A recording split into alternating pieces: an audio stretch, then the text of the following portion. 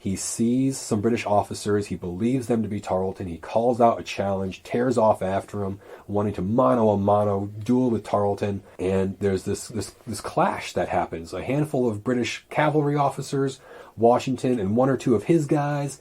And famously, there's this British officer who's coming in with a saber. He is about to hit Washington when a young waiter, is how it's first described. A young waiter who did not have strength to wield a sword is described a few different ways by John Howard, a few other eyewitnesses. He pulls a pistol, fires it, wounds the British officer, saves Washington's life. You are listening to History Man, the platform for historians, curators, and authors to tell their stories of the American Revolution, walk in the footsteps of heroes, and proclaim freedom reigns. On today's episode, we are with William Caldwell, park ranger of the Over the Mountain Victory National Historic Trail, and ranger for Cowpens. And so tell me, how long after Kings Mountain did Cowpens occur? So we're looking at about a 3-month window here. Kings Mountain, October 7th, 1780, and then through that next winter to January 17th, 1781. Were there any battles in between? Yes, so you're looking at Kings Mountain really opens a can of worms for both sides. You're looking at this challenging British supremacy in western South Carolina. So this is an opportunity for a lot of Patriot partisans to step back up their efforts, especially Thomas Sumter. So one of the bigger fights you're going to see in November of 1780 is the Battle of Blackstock's Plantation. Thomas Sumter and roughly 1,000 militia giving Banastre Tarleton of the British Army, the leader of the British Legion, giving him a bit of a bloody nose there, even though Tarleton claimed victory because he had the battlefield. Sumter's men do escape that night in the darkness, although Sumter is wounded. You're looking at fighting over between militias in the Long Canes district. This is going to be a big, significant fight.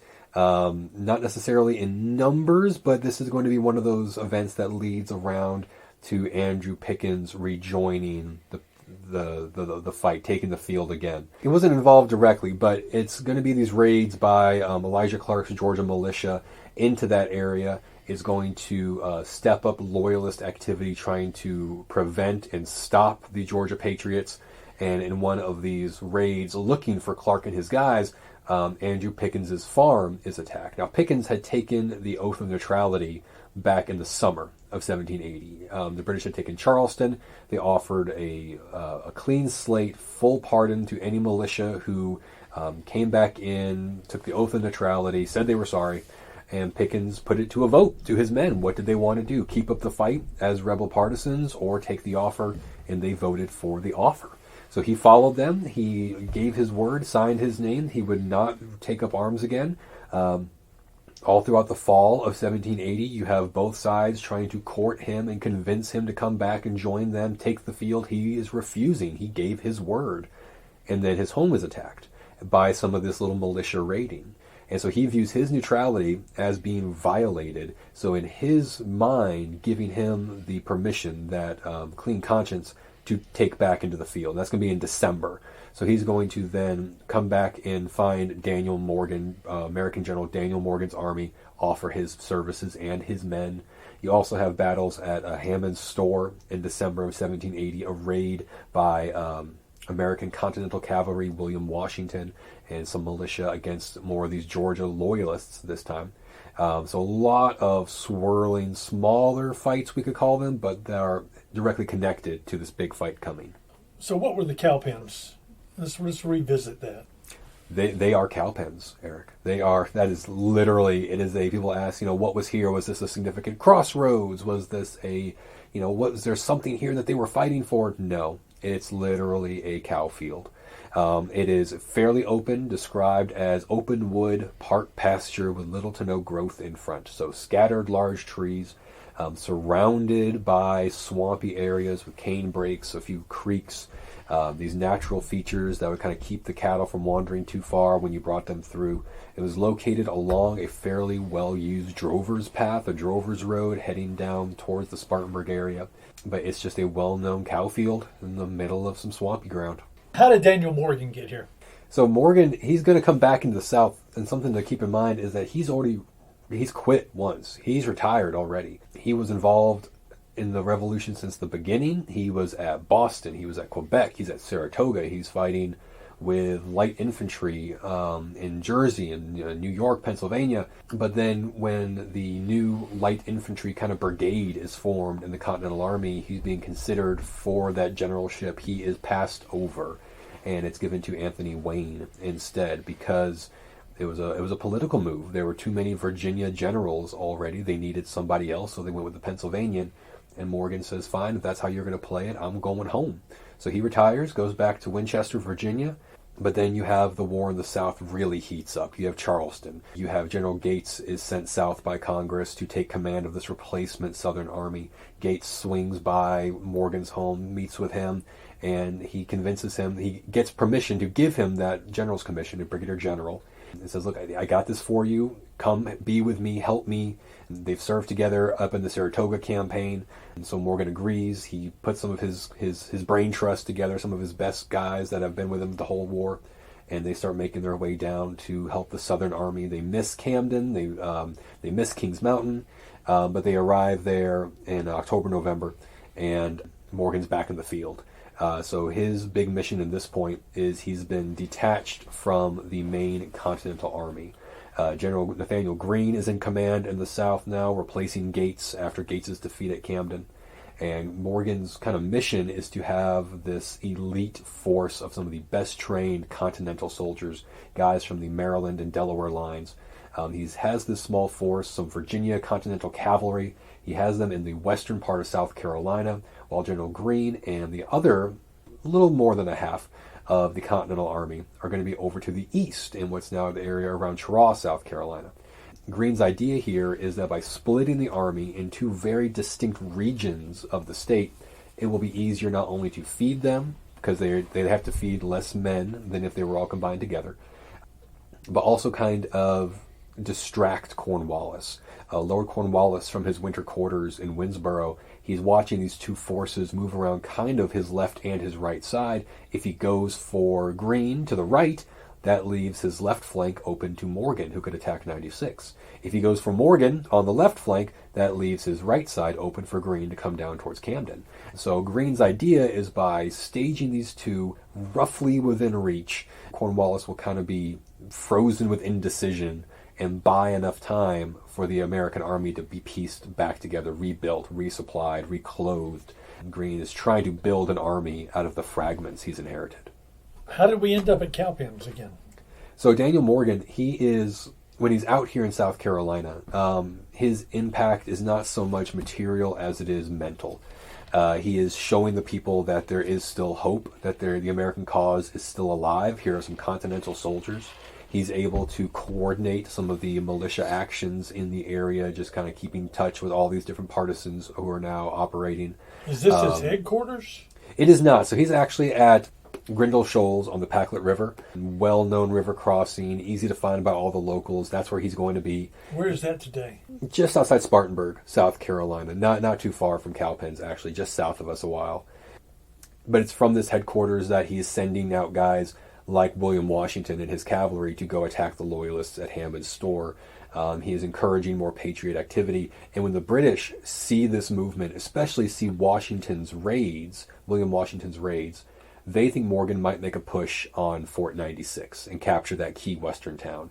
So that gets the British concerned. They send one of their most aggressive young officers, Bannister Tarleton, to either drive Morgan out of the district or catch and defeat him. Either way, get him away from western South Carolina. So when Tarleton begins chasing after Morgan, Morgan begins cautiously falling back, and he falls back and finds this cow field. So how many Continentals were involved as opposed to militia at this point? Not many. You're looking at Morgan's army with him. The actual Continentals. There's 3 companies of Maryland troops, 1 company of Delaware. Grand total, maybe 290, less than 300. And then you have Continental Cavalry, the 3rd Continental Light Dragoons, with William Washington, only about 80 of those guys. So a very small force. Now he is joined by some experienced militia, especially Virginia militia, state militia, who have been sent south by their governor. Some of these guys are former Continentals. They had served earlier in the war when the terms were much shorter.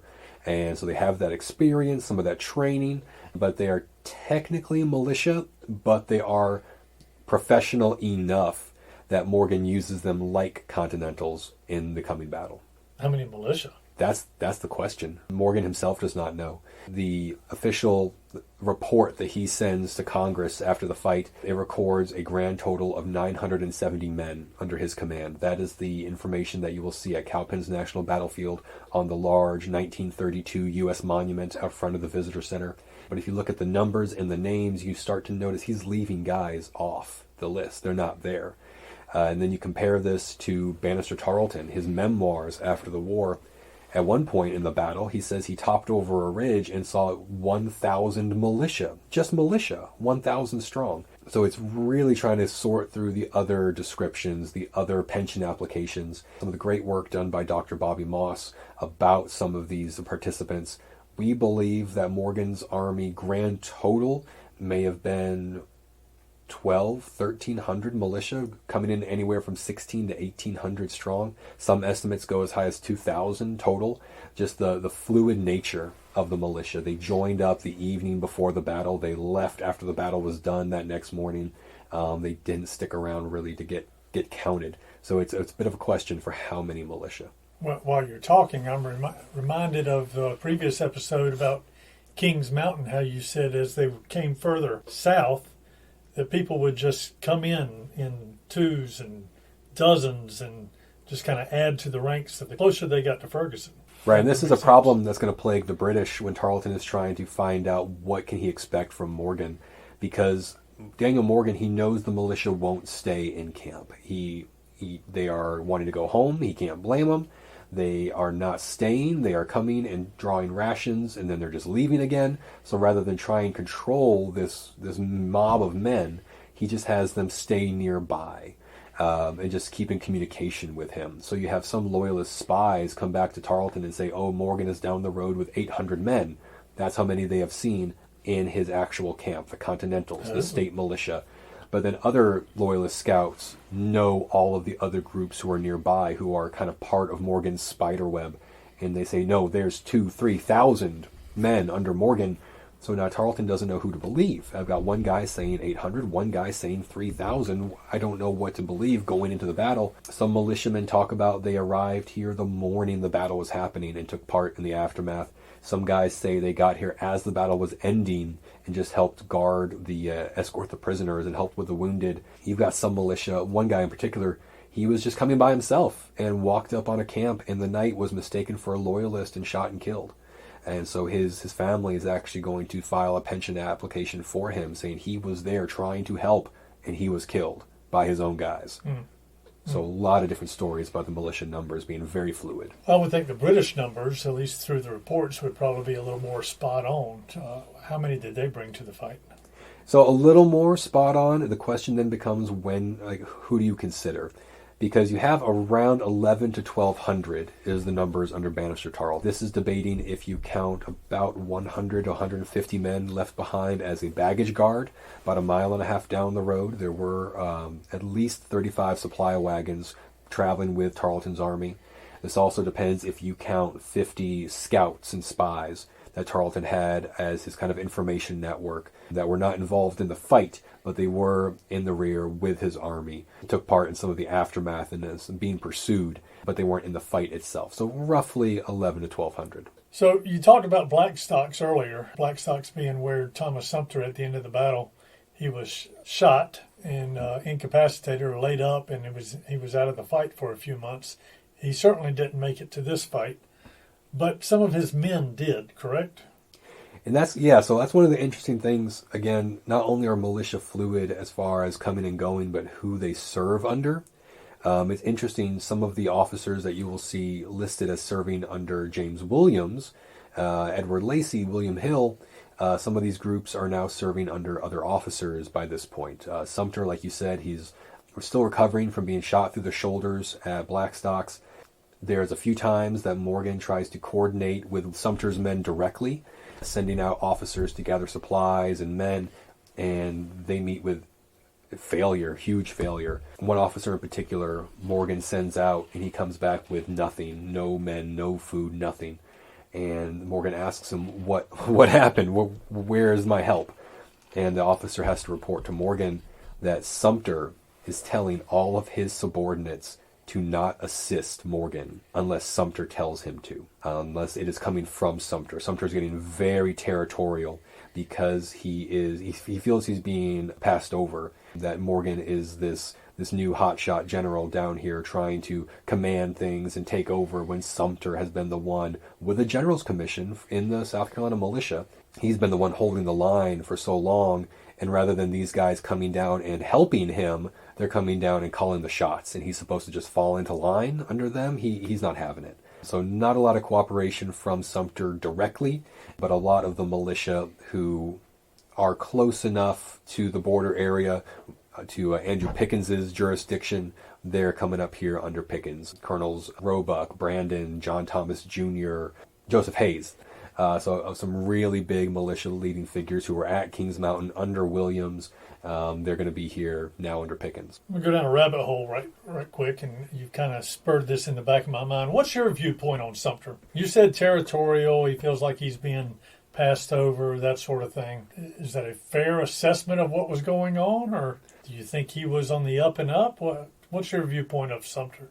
I think he was very focused on the problem in front of him. This is a man who, for a long time, was the only line in the sand. He was the only line of defense between his home, his men's homes, and British victory. And even when they had to flee, even when they were driven into North Carolina, he kept them together. He kept the fight going. And he's seen service all over the war. He's been at the defense of Charleston. He was on the Cherokee campaign in '76. He's been in combat. He knows what good and bad officers look like. So I think potentially he has seen enough bad decisions made that he's extremely cautious to risk his home and his men's homes in the hands of someone that he doesn't know and trust. This is kind of reflected in a letter from General Nathaniel Greene. Sumter is very big on being in command and doing his own thing, but Greene writes to him saying that, while you're doing is great, you have to follow my command. The letter says that, partisan strokes are like the garnish on a dinner table. They bring splendor to the officers and the army, but nothing substantial in national security. And then in another letter, he explains to him that Sumter's men, 2 of Sumter's men are worth 10 North Carolina militia because these men are fighting for their homes. Greene goes on to kind of flatter and explain to Sumter and support him, saying, if the North Carolinians fail or if they retreat, that's fine, they go home. But if your South Carolina militia fail, they lose everything. So I think there's a lot of added pressure there that's making Sumter very cautious from helping out. So not quite a team player. Maybe doesn't have the best motives. You're looking at trying to lead himself and get some more glory. But he's also got some really good reasons. He's seen some really bad calls made. So potentially he's got a little more reason than people give him credit to for not being a team player. So Cornwallis is in Winnsboro, and Tarleton is where? So Cornwallis, the headquarters have been in Winnsboro. He's started to move north along the Broad River. Kind of the idea that he and Tarleton come up with is Tarleton has been dispatched out towards 96. He's picked up some reinforcements on the way who were heading towards 96 or guarding different river crossings, Brierley's Ford especially. And he has started to push north from 96, kind of directly north towards Cowpens. And while he's doing that, Lord Cornwallis is pushing north along the Broad River with the idea of if Morgan flees to the east, flees away from Tarleton, he'll flee into Cornwallis's army. The plan is for them to kind of, like a giant pincer movement, converge in the area of Kings Mountain, the area just west of Charlotte, and hopefully catch Morgan between the two of them, or at least drive them out of the state. Well, how did the recruiting take place to get them into Cowpens? Not great at first. So with Morgan's headquarters being on the Packlet River, he knows the area, and again, what Morgan realizes is these guys are not going to stay together, but they do need to be in communication. So when Morgan does begin falling back, Pickens has shown up in camp just a couple weeks before, this big charismatic figure, the fighting elder, the wizard owl. This leading militia officer has brought a lot of not just numbers, but kind of clout, kind of respectability, street cred to Morgan's army. And Daniel Morgan himself is a living legend. This guy is already a celebrity before this battle. In fact, when the Kings Mountain guys were making their way down to that battle, they know Morgan is either arrived or soon to arrive. They write to General Gates asking Morgan to be assigned to lead them. They want Morgan in charge. This guy's a big hero. And Morgan's aware of that. He knows his reputation, and he plays it up. He plays his character perfectly, even when his health is just falling apart. So he begins falling back from Tarleton's army, and there's a militia account that talks about this, that when they're retreating, they feel like they're running from Tarleton, and they are discouraged. They are angry. They are openly cursing the general, he says. But then when they realize that he's just falling back to a good place to fight, it's a 180. It's a huge spirit boost. They cheer the general. They are ready to go.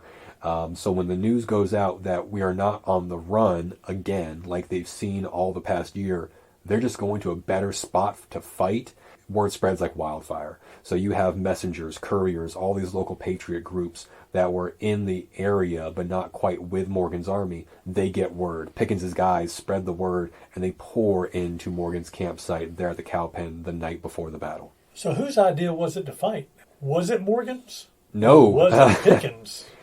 It was Tarleton. Tarleton is determined to catch this guy and take him out of the fight one way or another. In fact, when Daniel Morgan is first out here, one of his letters from Greene, it kind of weighs out the weight of his mission. He's like, under no conditions risk a fight. Like, don't risk losing these guys, the best part of the Continentals in the South. If Morgan loses these guys, another Patriot defeat with their most elite veterans, there is no coming back from that. There is no picking up the pieces. The pieces will be gone. In fact, when Morgan is retreating and he's hearing all the grumblings and complaints, he writes to Greene saying that I have to fight somewhere in South Carolina, because if I go into North Carolina, the South Carolinians are going to view it as game over, and they're going to not support us anymore. They're going to leave the army. They're not going to follow a coward, a loser. They're not going to retreat anymore. So he knows he's got to do something, but he would really prefer not to risk it. But the day before the battle, he knows Tarleton's closing in. Tarleton is pushing his men so hard. He is chasing in Morgan's pickets from the day before. Morgan knows he needs to pick a site somewhere soon. And then he sees the Cowpen. There's a local militia officer named Dennis Trammell who gives Morgan a bit of a tour. It's kind of the first park tour at Cowpens National Battlefield. And he shows him the features of the ground, the hills, the swamps, the ridges. And Trammell records this in his pension application. He says the general turned to him and said that this field will hold victory or my bones. So you can take that as this encouraging, this is it, this is my Waterloo, this is my San Jacinto, this is where the ground I want to fight on. Or you can take it kind of resigned as like, well, this is the only spot I can find. This is what I have to make do with. This is it. But Morgan, if he had his qualms, he actually would not be here. He, a few times before, has written to Greene and said, look, I can do nothing substantial here. Let me go to Georgia. There are more partisans there. I can support them there. Let me come back to the army. He says, I don't have enough men to really do anything significant by myself out here in western South Carolina. I'm only making these people a bigger target for British attacks by my being here. So let me leave. Let me go somewhere else. But again, Greene needs Morgan close, but not too close. Far, but not too far. And so he wants Morgan to stay there in upper South Carolina. So Morgan's kind of backed into a corner. So who were some of the individuals in their stories from this battle? Talk to me some about that. Well, so I mean, you're looking at one of my favorite stories is William. I mean, that's one of the big things about Morgan is if you come visit Cowpens National Battlefield today, in the visitor center, we have a series of portraits over the information desk. And surprisingly, Morgan is not in the middle. You have all of Morgan's officers arrayed in an arc with Andrew Pickens, William Washington, John Eager Howard. These guys form an amazing leadership team. And that's what Morgan has done here. He has put guys in command who know their job, their capabilities, and their downfalls. They know their weaknesses and their strengths so thoroughly that they're able to coordinate with each other and not make a poor decision, able to help each other. So, like, for example, William Washington, cavalry officer, experienced soldier, he has risen through the ranks to become lieutenant colonel of the 3rd Continental Light Dragoons. He has fought against Tarleton personally several times in the fighting around the Low Country during the siege of Charleston. It was Banastre Tarleton and his cavalry trying to cut the American lines, and it was Washington and his cavalry trying to keep them open. So places like Leonard's Ferry, Monk's Corner, Middleton's Plantation, Tarleton usually gets the better of Washington and his guys. A few times Washington and his men have had to jump into the rivers and the swamps and swim to safety just to escape Tarleton's horsemen. But because of this, Washington knows how Tarleton fights and thinks, and so he kind of can help tell Morgan what to expect. John Eager Howard, he's 28 years old at this battle. He's in command of the Continentals under Morgan. This, young aristocratic kid from Baltimore, very wealthy family in the Baltimore area. There's a story I came across where he actually got into a fight at Valley Forge on the parade ground in front of the commander-in-chief. He and this other artillery officer, they just start with a few little smart aleck comments, words get exchanged, pistols get pulled there on the parade ground. So that's just kind of this kind of scrapper kind of spirit that John Howard has. And then you've got just Andrew Pickens, this big militia leader, this community leader, this church leader from the Long Canes district. His experience in fighting Loyalist militia, the Cherokee Nation, British regulars a few times, he knows how to command men. And him being here is a huge draw for the local militia. So that's just the some of the officers under Morgan. But each one of these guys brings an amazing story with them. Any women? We had women at Kings Mountain. Did we have any women here at Cowpens? So there are no documented women involved with the armies. When Tarleton realizes that he's going to be chasing after Morgan on this kind of breakneck pace, one of his orders is he's going to leave baggage and women at Fort 96 before pushing north. So usually with the regular forces, you would see one of the soldiers' wives for every, and the ratio varied, sometimes one wife to every 6 men, 7, 8, 10. They were actually requested to come with the army to serve as laundresses, as nurses. You're looking at disease killing far more American soldiers than British bullets ever did, and clean clothes was essential to soldiers' health. So laundry is going to be a crucial aspect of why you would have women with the army. So Tarleton says baggage and women to be left behind. So likely none of those followers were allowed to come with his army. We don't have any records for if the women of the Maryland and Delaware Continentals were allowed to come with them. However, they have been on detached service out here with Morgan for almost a month, for a long time. So I personally believe that there were likely women who came with them. I haven't found any records for that yet. That's one of my little research quests, is to hopefully eventually find some kind of reference, some kind of documentation to prove that you have Continental Army laundresses here with Morgan's flying army. How about teenagers or children or anything like that? Yeah, same thing you're going to find with any kind of fighting when you have militia involved. You're going to have participants. The legal fighting age was 16, but you're going to have some guys who are younger than that. James Collins, who was 15 at Kings Mountain, he is now 16 here at Cowpens. Thomas Young, who was 16 at Kings Mountain, is actually fighting on his birthday, the day of the battle, January 17th. He turned 17 years old.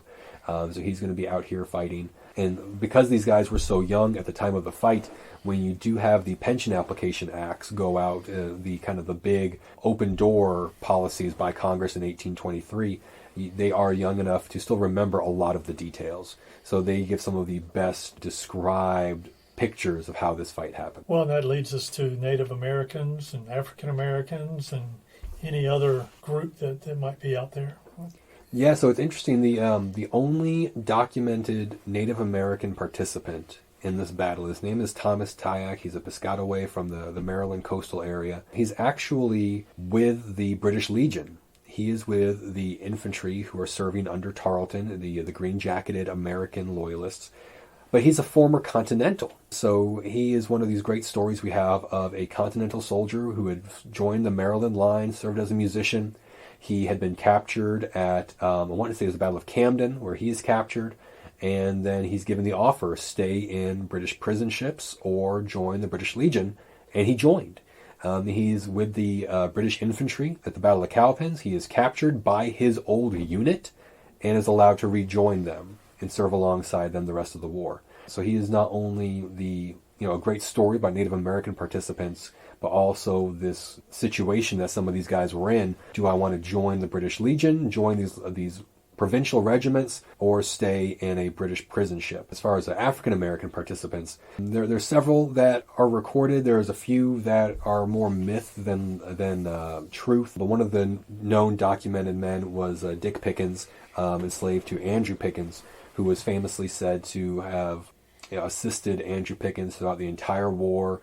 Every campaign, every battle, Dick Pickens was there with him. The story goes that he was allowed to carry this large, kind of like a hunting knife on his belt at wherever he went, and he almost had his kind of unofficial authority because he was the enslaved man of Andrew Pickens and had seen so many campaigns. He kind of had this kind of respect that he carried with him. And as far as African Americans go, there's this one story you have in the British supply wagons, a mile and a half down the road, you have 70 African Americans there who are actually captured by patriot militia and cavalry in the aftermath of the battle. Not a lot is known about these people. We know that they were with the British column. We do not know if they were enslaved or if they had taken the opportunity of the British forces coming through their region to self-emancipate and to regain their freedom by joining the British line. You're looking at this being after the 1779 Phillipsburg Proclamation, where Sir Henry Clinton has said any person enslaved by the Patriots will have their freedom if they reach British lines. So potentially these 70 people have taken this chance to follow with Tarleton and help how they can and claim their freedom there. But of those 70, we only know the names of only 8 of those 70. Billy, Bob, Jem, Jenny, Nanny, Primus, Sarah, and Will. And the only reason we know their names is because they were actually captured by the Patriots, viewed as property, and kind of doled out to American officers to use their service in lieu of back pay. And they were to keep them and hold them in slavery until the Continental Congress could decide what to do with them. Who decided that? So the papers we have are coming from Andrew Pickens, being the leader of the militia. It's in his records, some of his writings. There's a great big controversy that Thomas Sumter did the same thing, and it was frowned upon.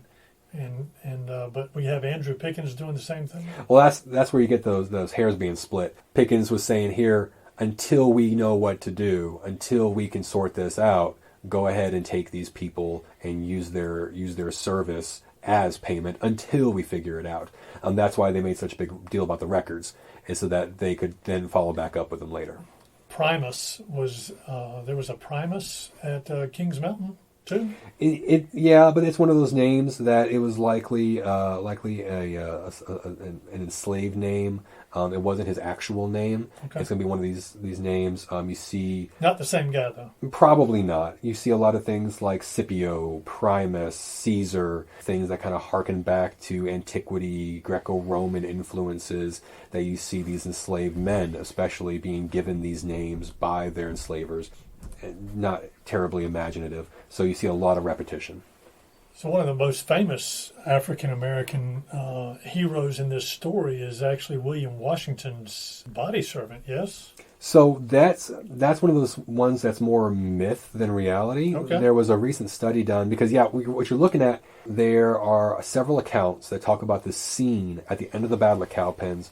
William Washington, American cavalry officer, is behind the British army with his men. They've encircled around at the end of the battle. He sees some British officers. He believes them to be Tarleton. He calls out a challenge, tears off after him, wanting to mano-a-mano duel with Tarleton. And there's this clash that happens. A handful of British cavalry officers, Washington, and one or two of his guys.